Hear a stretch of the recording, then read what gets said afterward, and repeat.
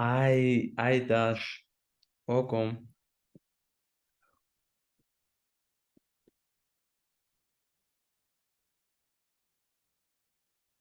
Um, I can hear you. I don't know if the okay issue from my Oh, end okay. Yes, or yeah, it's me.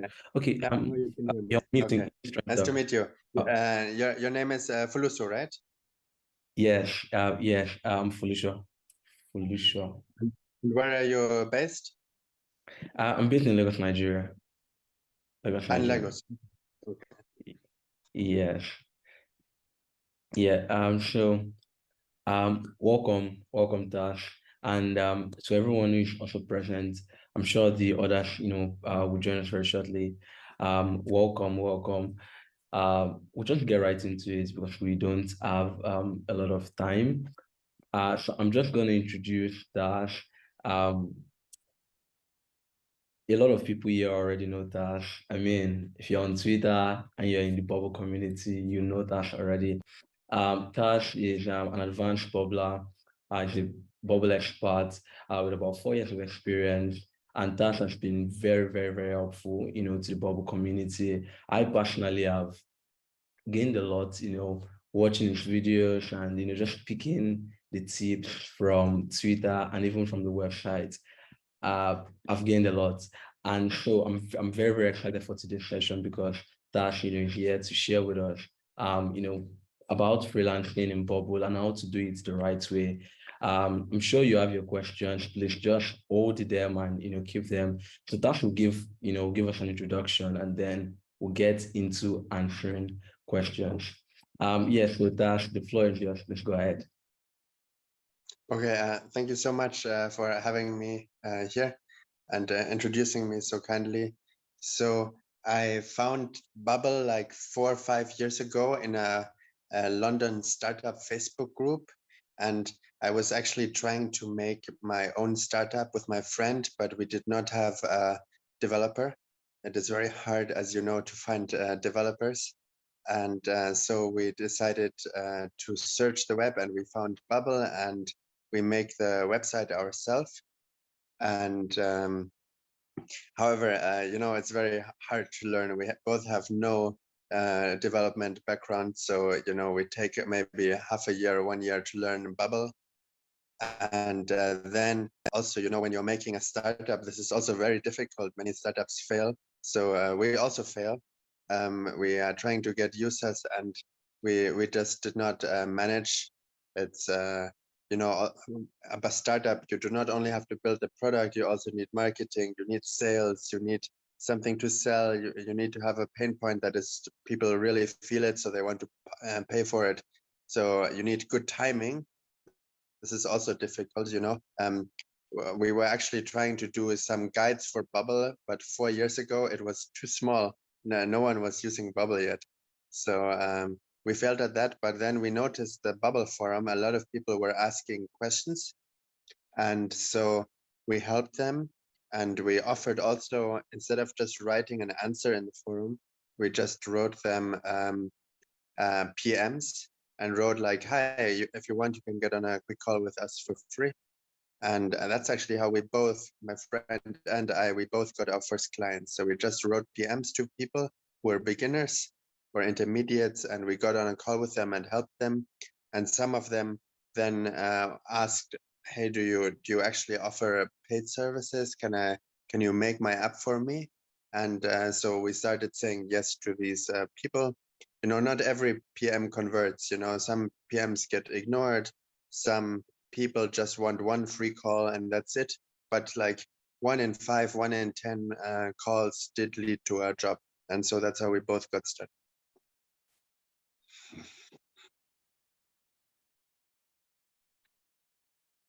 Oh, great. Okay, so Tash, could you just help us understand what freelancing in Bubble is like right now? What is freelancing in Bubble and how can people just get into it? Just like a general overview for people who are not very familiar with it.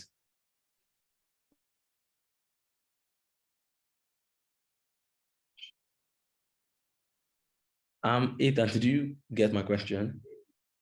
Sorry, could you repeat, please? Okay. Yeah. So I said, could you just give us, an overview of what it's like freelancing in Bubble right now? Okay, so it depends on a few factors. As some of you may know, I also have a YouTube channel, and my Twitter has many followers. And in this case, um, it is actually much easier to get jobs because a lot of people write me because I have many followers. Um, However, it is you do not get many followers overnight. So I did not have Twitter 2 years ago. So I just I tweeted a lot. Like I tweet 10 times a day for 2 years, and that's why I have many followers.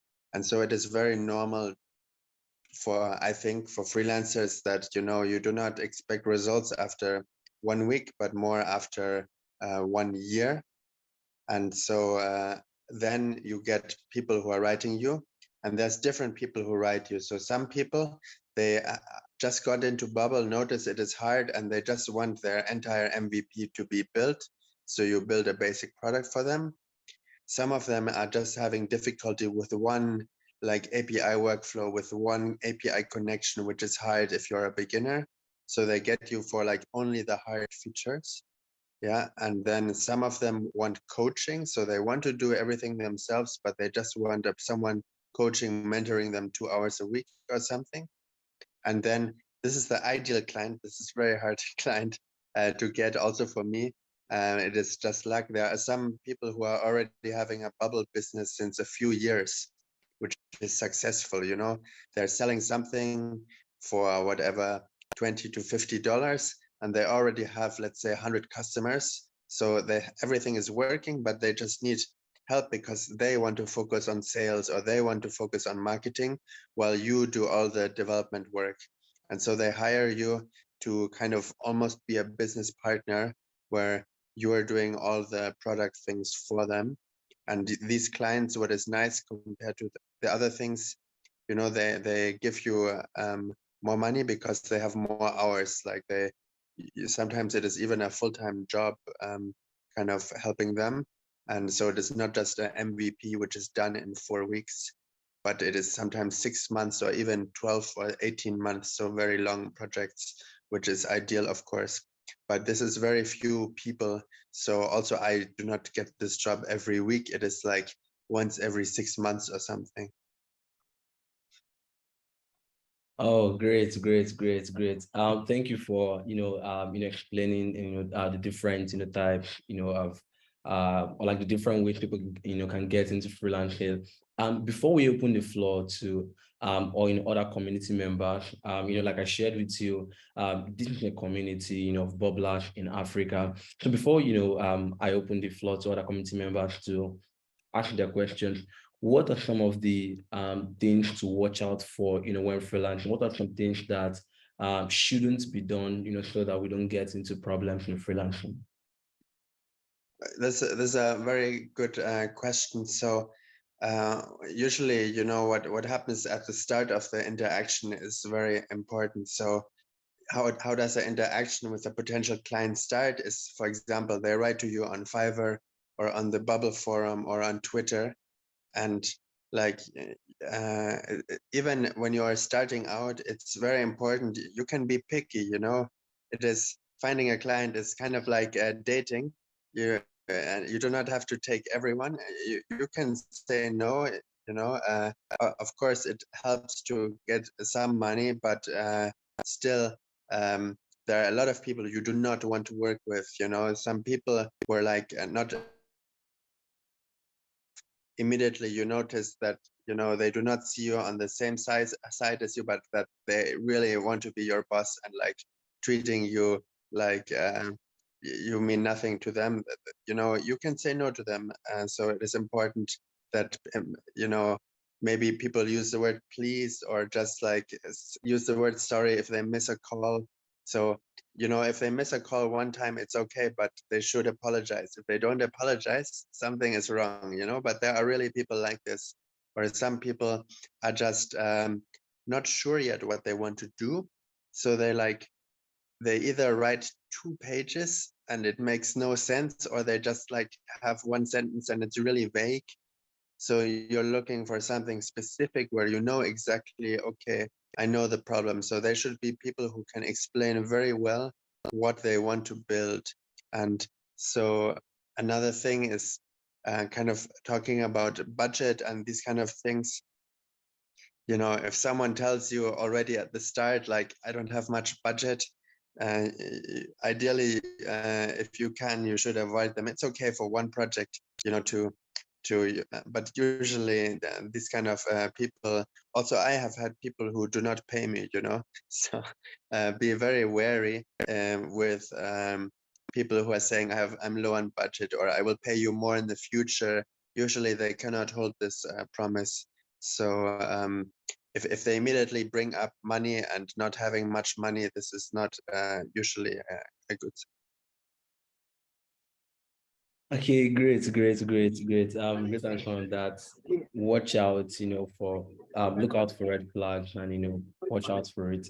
Okay, so I'm just going to take a break now, to let others ask questions. And I'm going to let Toby handle this session. So Toby is someone who has also been helping us with managing the community in Nigeria and in Africa. Yeah, so Toby, please, you can unmute and just moderate this session. Sure. Sure. Hi, Tass. Hi, Fulu. Hi, everyone.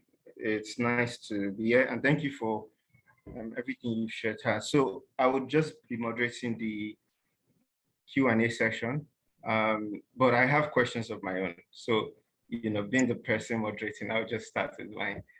So I have two questions. The first is, what do you add? Because I know there are a lot of beginner freelancers, in the community. What do you advise for pricing, like pricing their work, when talking to clients?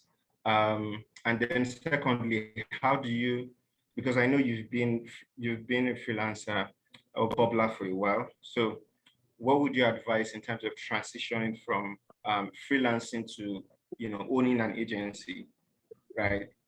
Like going from just one person to working with several people, all of that. So those are my questions. Thanks. Okay, these are very good questions. Thank you, Toby. So the first is about pricing and how much to ask for. So the way I would go, and I already know two other people who went a similar way and it worked very well, is kind of this, I guess, a foot in the door technique, where you just start out with a very low price, where they just want to see how it is, because they are curious, wow, this is such a low price, really. And so I started off with like 10 or 15 dollars per hour. Yeah. And also my friend did. And the goal was not to make money, the goal was to get good reviews. So we were both on Fiverr. I think the other friend also. So all three of us were on Fiverr, offering very low salary. But people take it because they're curious. They want to, of course, also save money. And then, like, their expectation is always, if they pay you little, the expectation is bad quality, right? So now you have to flip the expectation and just do a lot of work. If they expect 2 hours in their head, you should work 4. Yes, they are kind of exploiting you, but your goal here is to become a bubble freelancer. And who cares if you get exploited for 6 months, if after that you have 5 very good reviews or 1 referral. Even this client, you can tell them, you can be upfront to the client. You can say, this is just my entry rate for the first project. And if they ever come to you with a second project, you tell them, okay, but now I want more. You can see my quality is good. So I think it is fair that I ask for that. Yeah? And so this is what myself and my friend did. And so just slowly going up with a price, 15 to 20 to 25. And you can also say no again, if the client tells you suddenly, okay, 30 is too much, either you can agree on a compromise, or you can say, okay, then I don't want you. you know, so this is always up to you. And then the second question is about agency. And so agency is a kind of different game because you have to hire people and you have to provide for people, right? They are depending on you to have a constant influx of new projects so that all people in your agency always have work, right? Because ideally you want, let's say, 3 or 5 or 10 people working full time for your agency, but this means you need a lot of work. So this means that you need a lot of leads, right? So your main job, if you are the head of an agency, is to get leads. So personally, as I told you, as I'm very active on Twitter and YouTube, I get many leads. Yeah, I get, let's say, 1 lead a month, but it would already be enough to open an agency because, you know, one project is 3 months. So I'm sure I could hire 2 people. So then another question is, do you want an agency? I personally do not want an agency because if you have so many projects, it kind of feels like you're running a machine and not like having as much freedom. And also always you have other employees you have to worry for, and you have to hire, you have to educate. So like you should just be more experienced to, you know, you have to interview people, train them. Like if they want to leave, you have to deal with that. So there's a lot more stress and like a lot more potential problems than if I just work with one client. So you have to be aware of that, maybe do some reading, and maybe you should also know Bubble very well so that you can scope projects very well with clients and know how much you make and how much it will take. So this is if you have maybe used Bubble for 1 or 2 years, but there is a shortage of Bubble developers. So I have also seen people immediately start an agency after 3 months. And it does help to have some business knowledge, some business background, but it is possible if you learn very quickly and are ready to work a lot. All right, thank you so much. Just a really good answers. I think I'm pretty sure that, you know, members of the community on the call have gained a lot. So we've opened the ground up for questions. If you have a question, just use the reaction button on the screen to like raise your hand, and then I'm going to pick those of us who want to ask questions. So just use the reaction button, raise your hand, and then we can go forward from there. And if you don't feel like speaking, you can just drop your questions in the chat. That's also fine.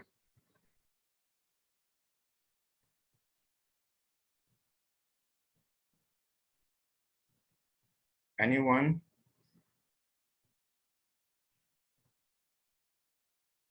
Okay. Okay. Yeah, Tosin, you can unmute and speak. Okay, I have Tosin, I have Doreen. Tosin, you can go ahead with your question. Okay, can you guys hear me? Yes. Yeah, nice. So I've been in situations where I'm working as a Bubble developer because I'm a designer too. I'm working as a Bubble developer, but I am not the designer on the project. Now, let's say you're working on a Bubble project, but then you realize that there are flows missing in design. So how do you work with that? Do you just like add the flow yourself? For example, maybe it's a pop-up or it's an alert or something, or do you like go back to the owner of the project and request for the thing? Let's say, for example, the designer is also a freelancer that has been paid off and you're now working on the project. So how would you undo that kind of stuff? Thank you. Okay, yeah, this is a good question. Just to give you some background how I work in, let's say, half the cases, there is a designer I'm working with from the client. So the client brings a designer, and the other half of the cases, it's just me. And ideally, I do try to contact the designer. So if they use Figma a lot or something, or Slack, I would write the designer, hi, there's something missing, you know, should I add it? So I usually try to immediately give the suggestion already in Figma or in the chat, like, this is missing, is it fine if I add this group? Yes. And then depending on my, you know, how the designer reacts, or let's say the designer is never reacting, this is also possible, you know, they take 1 week to reply, then I would do it myself. So I would be very kind of proactive and just do it myself if they take long to reply, because I think in their head they will realize, okay, yes, maybe I took a bit long, okay, it's okay. And I think then you also have a good excuse to the client, you know, if the designer is always taking 1 week, then it's fine if you just solve it yourself, even if the designer disagrees, because there's a very important sentence about startups, which I always tell people. It is kind of like action always wins, right? So let's say my co-founder and I have a disagreement, yeah, and he really wants to do something and I'm against it. Well, he can just stay the whole night and make this new feature. And what am I going to do, right? So he won because he's spending the night to make this feature, and then after he makes it, I will usually just kind of respect him more and say, okay, we can try it, you built it now, right? So kind of this whole principle of, if you have something you could do, just do it, and like they kind of have to deal with it then.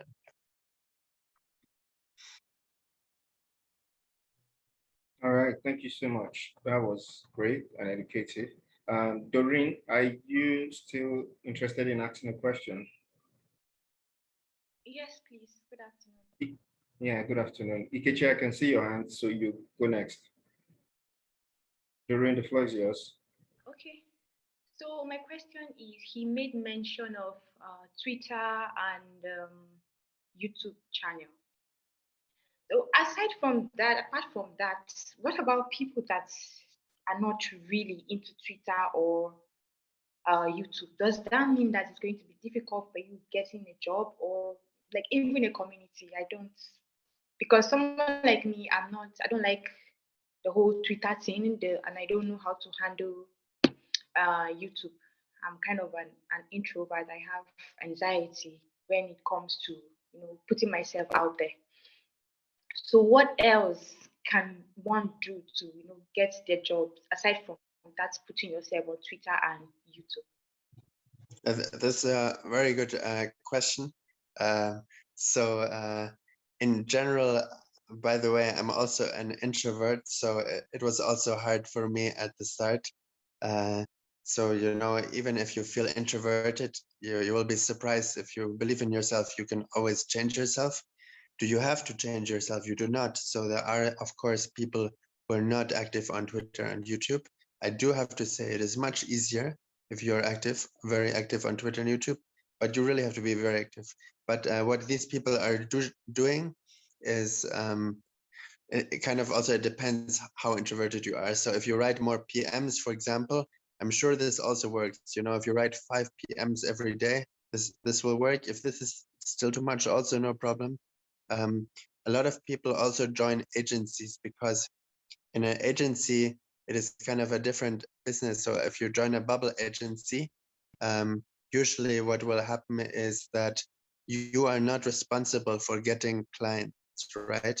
It is your boss or the project manager who has to be very active to get clients, but your job is just to do the bubble work. And so I also know a lot of introverts who are working for example, AirDev or some agency, and then they also prefer it because the project manager always has to talk to the client, and you do not have to talk to the client. You just get your task list from the project manager. You know, please do this page, please build the profile page, please do the admin dashboard, and they just tell you to do this. And so it is less talking with other people and more development work. So a lot of people prefer that. So in this case, one recommendation would be to join an agency because they take care of this marketing and sales part for you. Thank you. Yeah, you're welcome. Ikechi, you can come up with your question now. Thanks, Toby. Hi, Tass. Good afternoon from my end.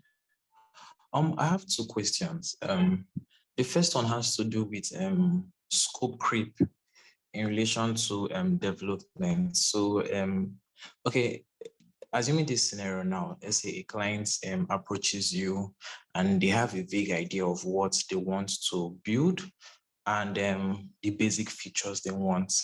And so like a price is now how do I put it, negotiated for the project. Let's assume it's a fixed project price, not hourly.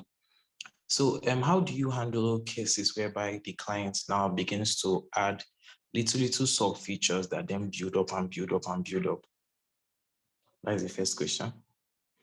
Then second question has to okay, I think if you can answer that one first, then I think it can lead to my second question. Thank you. Okay. So indeed, scope creep is a problem which will always come up because, of course, the client always wants more, and of course they don't pay everything for it.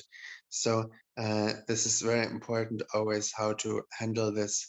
And for example, it is kind of helpful to record on every call, have like you write like a summary of the call and what features they wanted, right?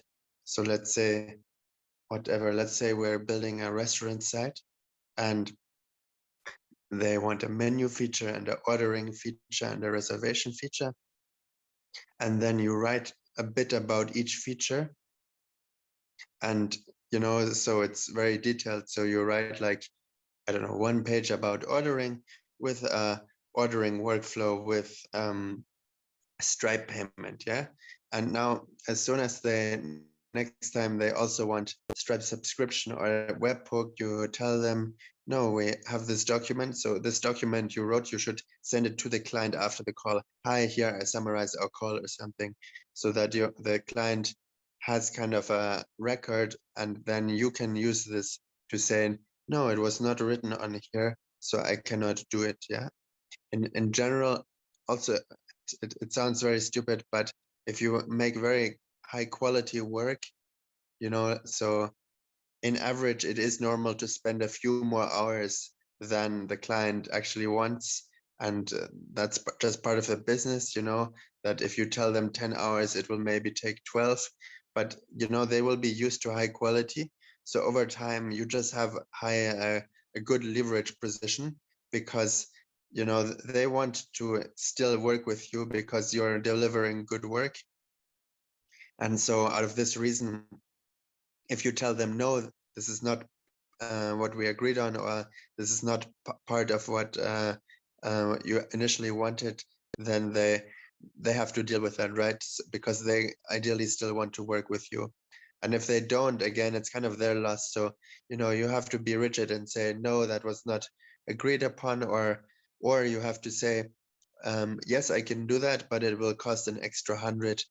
And then if they say no, an extra 50, then you say, no, sorry, this is just too many hours of work. I cannot just do all this for free. And you can also offer to walk away. You can say, if this keeps on happening, I'm not sure we can keep on working together. So you have to clearly show your boundaries and just communicate with them. I know it is difficult, but over time, it will be a skill you get better at.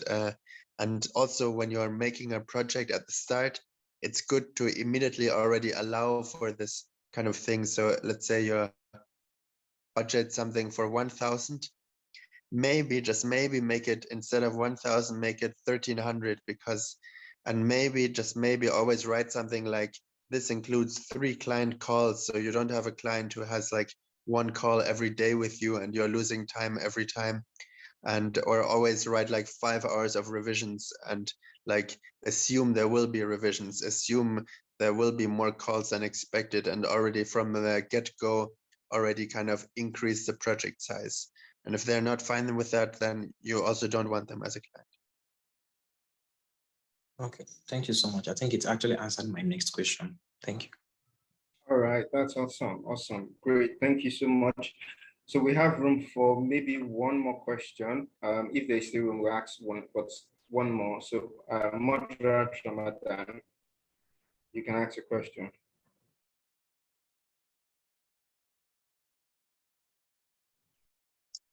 Mudrat, you are up. Okay, hi everyone. Hi. Good afternoon. It's just like it's my first time here on the meeting, and I'm very awesome and very happy to join this. And it's a good thing. But for my question, I want to ask because I'm just the beginner of the Bible. It just one recommended me, my friends, and doing Bible is a good thing, and you can make a lot of things later. Maybe when you'll be a developer. So I joined the Bible. Now I'm in the boot camp. Like I'm in Model 5, so like I'm close to submit and maybe I can make it through and I'll get my certificate. So I want to ask, maybe after that all, what's next? Maybe how can I find the client's jobs? How can I start my project? Maybe I'm not sure, maybe I will be ready for doing the people's projects maybe. So I want to ask the back, what next? Maybe guys, maybe you're already developers. So what was the experience? I'm sure you were done with the bootcamp, maybe after the learnings. So where did you jump on? Like, that's my question. That's because I have no idea. So I'm in bootcamp to learn the Bible, to learn the stuffs. And after, where could I start maybe my works doing the projects? Where could I find the clients to do the works? Maybe that's me. No, I That's understand. what I'm. No, it's a good question. So to give you some inspiration, you know, as you learn more every week, you know, there will always be less people who are as good as you know. Now, let's say today, let's say 100,000 people are better in Bubble than you, yeah. But if you work on Bubble for 3 months, only 50,000 people are better than you. If you work on it for 6 months, only 10,000 people have worked for it for a year. You know, maybe there's only 5,000 people who have done Bubble for a year. There's not that many, you know. This is why your friend told you it's a good market, and I also say it's a good market. You just have to stay in there and keep on improving. So how do you keep on improving? This is kind of the next question. So a good way is to just check the Bubble forum, and every day just click every new thread, you know, and ideally try to answer it. You know, it's very normal if at the start you cannot answer anything, or you can only answer 1 out of 20 questions. Yes, but eventually it will be 1 out of 10 questions, and then it will be 1 out of 8 questions. So you just keep on doing that, and you can also use the Bubble forum search. The search is very powerful. You can really find a lot of solutions. You can also go on YouTube and try to get a habit of learning like 3 YouTube videos on Bubble every day. You know, there's only 2,000. It sounds like a lot, but if you do 3 a day, after 2 years, you have seen everything. This is so I don't think a lot of people have seen every YouTube video, but so immediately, because you have seen everything, you can help more people. So the next part is then clients. So in the Bubble forum, if you help a lot of people, some people will ask you, hi, can you also help with this? And so it helps again to be proactive and to actually not just write in the forum, but PM people in the forum and say, hi, we can get on a call and just hear what happens. You know, as I said at the start, maybe 1 in 5 or 10 calls converts to a client, but you know, the client is a client. If you have 1 client, that's already great. You know, many people do not have a client. It is hard work to be a freelancer. It is not like a normal job, because you always have to find clients. And yes, also on Twitter, you can always follow, you know, people for new videos and tips, and just slowly get better. And you know, you can also say no to many clients. At the start, I only said yes to a client who wanted a really basic website, because I was not good at intermediate advanced things. I just was good at doing responsive design. So you can say no to all clients who are too difficult, and if it's an easy project, say yes.